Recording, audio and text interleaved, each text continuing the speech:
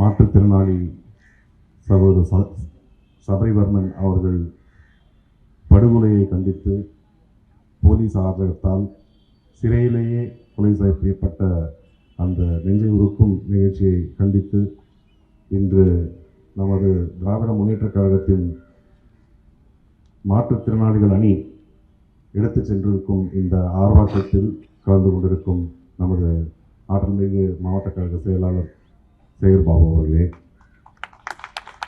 மற்றும் இந்த ஆர்ப்பாட்டத்தை நடத்த வேண்டும் என்று மாற்றுத்திறனாளிகளுக்கு ஒரு குரல் கொடுக்க வேண்டும், அவர்களுக்கு ஒரு அநீதி எழுந்தால் அதை தட்டி கேட்க வேண்டும் என்று இதை பெருமளவில் முயற்சி செய்து நடத்தி கொண்டிருக்கும் மாநில செயலாளர் தீபக் அவர்களே மற்றும் துணை செயலாளர்கள் கருணாகரன் அவர்களே, அம்பாள்குமார் அவர்களே, வசந்தகுமார் அவர்களே, வெங்கடேசன் அவர்களே, ராதிகா அவர்களே, ரங்கநாதன் அவர்களே, எழிலன் அவர்களே, ராஜ்குமார் அவர்களே மற்றும் திராவிட முன்னேற்றக் கழகத்தின் பல்வேறு பொறுப்புகளில் இருக்கும் நிர்வாகிகளே, இங்கே இந்த அணியை சேர்ந்து பல மாவட்டங்களிலிருந்து இந்த ஆர்ப்பாட்டத்தில் நாம் கலந்து கொண்டு நம் ஒற்றுமையை காட்ட வேண்டும் என்று வருகை புரிந்திருக்கும் அனைத்து மாற்றுத்திறனாளிகளுக்கும் பொதுமக்களுக்கும் வணக்கம்.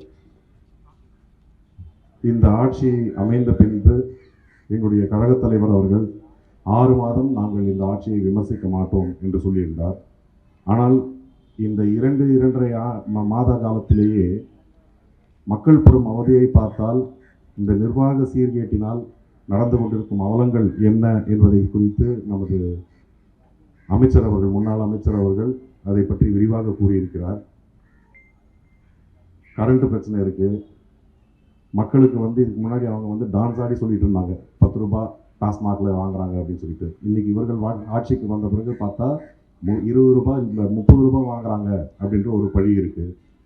அதே போன்று விவசாயிகள் நெல் கொள்முதல் செய்வதில் 40 ரூபாய் வாங்கி கொண்டிருந்திருக்கிறார்கள், இப்பொழுது 60 ரூபாய் வாங்கி கொண்டிருக்கிறார்கள் என்று குற்றம் சாட்டியிருக்கிறார்கள்.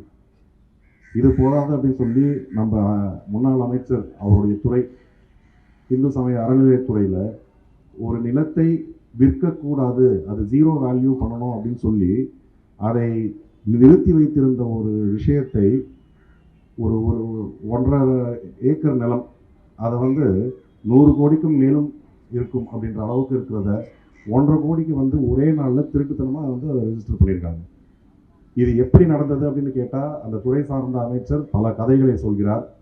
ஆனால் இது அதிகாரிகளும் அமைச்சருக்கும் தெரியாமல் நடந்திருக்குமா அப்படின்றது தான் மக்களுக்கிடம் இருக்கும் ஒரு மிகப்பெரிய சந்தேகம், மிகப்பெரிய கேள்வி.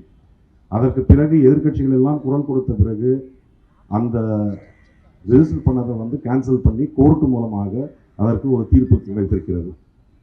ஆனால் இப்போ இதையெல்லாம் கூட ஒரு நிர்வாக சீர்கேடு அப்படின்றது சொல்லலாம்.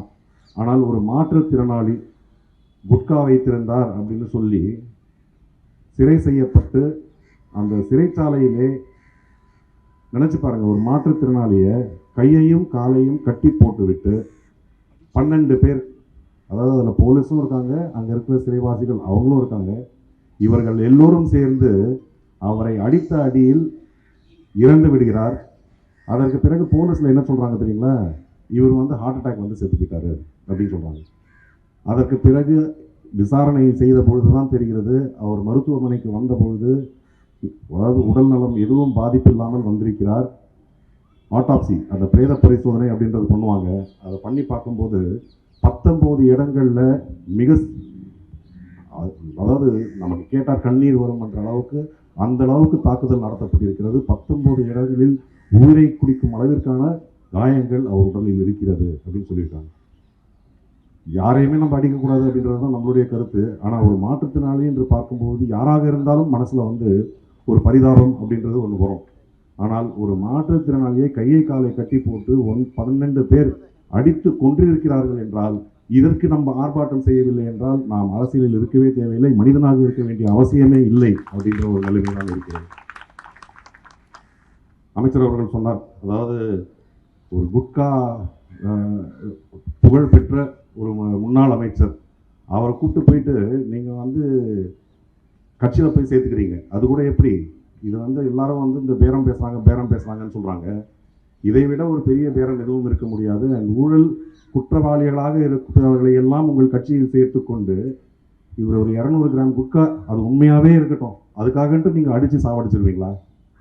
இதை போன்று செய்வதற்காகத்தான் உங்களை முதலமைச்சராக்கினார்களா மக்கள்? இன்னைக்கு மக்கள் அவர்களே கேள்வி கேட்கும் அளவிற்கு இந்த ஆட்சி பல இடங்களில், அதாவது வீடுகள்லாம் போய் இடிக்கிறது, யார் வந்து கேட்டாலும் எதற்கும் பதில் சொல்வதில்லை. இப்போ எங்களுடைய முதலமைச்சர் அன்றைய முதலமைச்சர் வந்து இதே போன்ற திராவிட முன்னேற்ற கழக ஆட்சியில் நடந்த பொழுது அவர் வந்து ஃபோன் பண்ணி மன்னிப்பு கேட்டார். அதாவது ஒரு மனிதனாக இருப்பதற்கு ஒரு முக்கிய காரணம் என்ன அப்படின்னா, தவறு செய்தால் மன்னிப்பு கேட்பது அப்படின்றது மிக உயரிய குணம். ஆனால் இந்த முதலமைச்சர் இந்த விவகாரத்தை குறித்து இதுவரை ஒரு வார்த்தை கூட பேசியதில்லை. இதை பற்றி ஒரு கருத்து எதுவும் சொன்னதில்லை. இதுக்கு முன்னாடி எதுவாக இருந்தாலும் உடனே வந்து ஒரு ட்விட்டர் ஏதாவது போடுவார், இல்லைன்னா ஒரு வீடியோ ரெக்கார்டிங் ஒன்று போடுவார். 41 பேர் இறந்த பொழுது கூட வந்து அதை எப்படி அரசியலாக்கி அதை அவருக்கு சாதகமாக்க வேண்டும் என்று அவர் செய்தாரே தவிர, இன்று ஒரு மாற்றுத்திறனாளி இறந்திருக்கிறார், இதை நாங்கள் வந்து நீங்கள் சிஎம் சார் நீங்கள் தான் செஞ்சீங்கன்னு நாங்கள் சொல்லலை.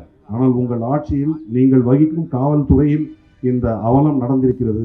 அதற்கு தார்மீக பொறுப்பேற்று எப்படி நீங்கள் வந்து கரூரில் வந்து அந்த இறந்த 41 பேருக்கு நீங்கள் போய் அவர்களை கொலை செய்தீர்கள் என்று யாருமே சொல்லவில்லை. எங்கள் கழக தலைவர் அவர்கள் சட்டசபையிலேயே சொன்னார், எந்த ஒரு தலைவனும் தன் தொண்டர்கள் மரணிப்பதை விரும்ப மாட்டான் அப்படின்றது தான் எங்களுடைய தலைவர் அவர்கள் சொன்னார்கள்.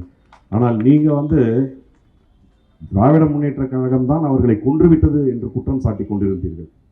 அதை போன்று இருக்கும் பொழுது இந்த மரணத்திற்கு இதற்காகவாவது வாயை திறங்கள் சிஎம் சார். இதற்கு ஒரு மன்னிப்பு அவரிடம், அந்த குடும்பத்திடம் மன்னிப்பு கேட்க வேண்டும்.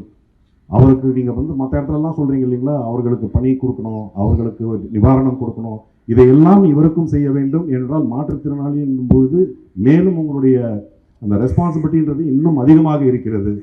தயவு செய்து மன்னிப்பு கேட்டு பொதுவெளியில் மன்னிப்பு கேட்டு அந்த குடும்பத்திற்கு தேவையான அனைத்து உதவிகளும் செய்யுமாறு கேட்டுக்கொண்டு விடைபெறுகிறேன்.